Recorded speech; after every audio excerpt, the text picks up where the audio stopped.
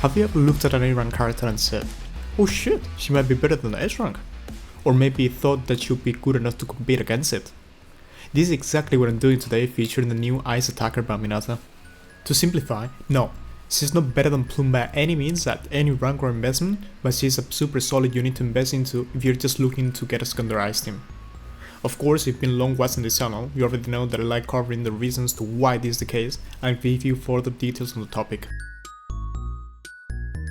Bambinata, or Bambi for short, is an A-rank ice attack released in the patch left unset.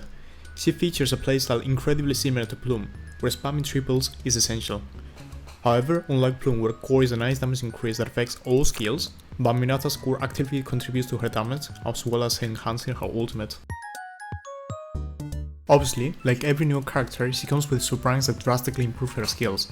If you just want to play her casually disregarding damage and just basic quality of life improvements, then SS3 is a decent rank to start. If you want to play competitive PPC, then SS3 is a must. And if you want to play Warzone, then higher the rank, the better she will perform. She has two sets she can build depending on if you want to play Warzone or PPC, Hana Darwin or Zuen Hana.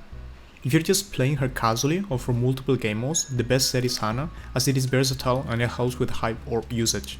Zuen Hana, however, is a very exclusive niche set for PPC. It's something that I do not recommend building unless you want to pursue max scores in PPC.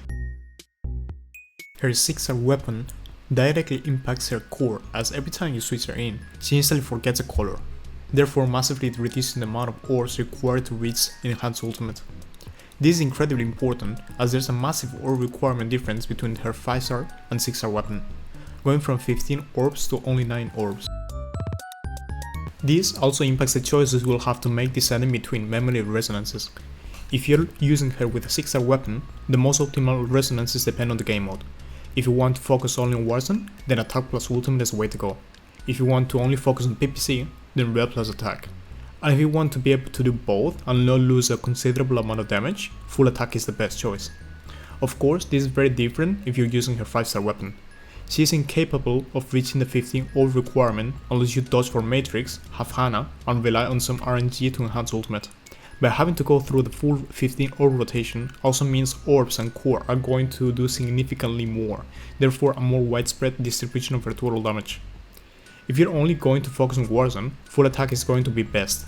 Red orb plus attack if it's only PPC, and full attack if you're planning to do both. You may have noticed there's a full attack instead of attack plus ult using her 5-star weapon, even though the damage graph shows that using attack plus ult gives a better result.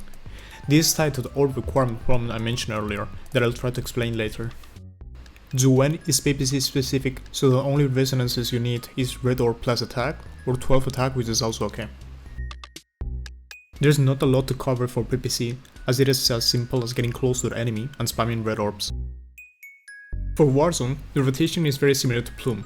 If you have a 6-star weapon, just core once, spam triples twice, core again, and ulti. You can execute this sequence every single rotation regardless of RNG. However, for 5-star weapon, this is not applicable. Remember when I said before that you need 15 orbs to reach the enhanced ultimate requirement? As Hana Forced effect only triggers every 30 seconds, Bominata is incapable of sustaining a rotation that doesn't end up with you basic attacking.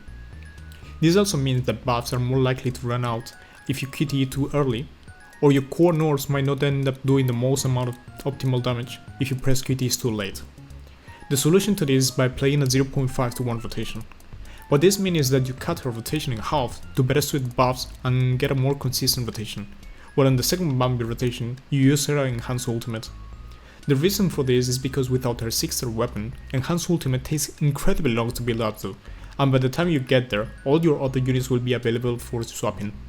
For reference, Wanzi's ultimate does the same DPS as Bambi's enhanced ultimate. Not switching her basically increases downtime, and decreases overall DPS due to the high orb demand and slow build up. Some of you may ask, what about spamming her non-enhanced ultimate instead? Like, it's way faster, so it should fit into the buff duration, right? And yeah, totally, it actually fits. However, you see, her non-enhanced ultimate deals 3 to 2 times less damage than her enhanced version depending on how many core stacks you have. 3 times less damage makes it worse than just randomly spamming a triple ping, and 2 times less damage makes it deal almost the same as your orbs but slower. Is this really worth it? Because Every time you press ulti on Bambinata, she resets all her core stacks to 0. This means having to build the entirety of the 15 orbs again in the next rotation. This is one of the main reasons that even though attack plus ulti is theoretically better than full attack resonance, full attack is better in practice as it is pretty much impossible to consistently spam enhanced ultimate without either taking too long for buffs to expire, or spam an unenhanced version of the ultimate that deals way less damage than any other attack in your kit.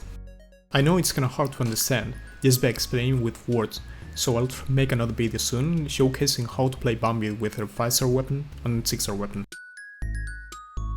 So, one of the reasons why Bambi is worse than Plume, even though her base damage values are incredibly similar, is simply because of a time of execution problem. To put it simple, Bambi's ultimate alone takes just 1 second less than Plume's full orbs plus ultimate combo, which means by the time you finish Bambi's ultimate, you already did 3 times the damage with Plume. Obviously for the veterans, I'd be lying as there are indeed situations that she will perform better than Plume in PPC. If you completely ignore core, ultimate and just spam red orbs, she can kill bosses faster than Plume. This is because Plume reds, which are the highest damage dealing orbs in her kit, have a wind up and a travel time, therefore damage isn't instant unlike Bambi. To sum it up, although Bambi is not at the same level of Plume if you only talk about total damage, she can certainly compete in some game modes. Long animations and a dodge-driven core mechanic helps with hard game modes such as Babel, and because she is an A rank, it's also easily accessible to everyone regardless of when they start the game. Remember that doing less damage than Plume doesn't necessarily mean she is bad. If you do have the resources to build another character, she will help you save AP in PPC while also improving some early scores.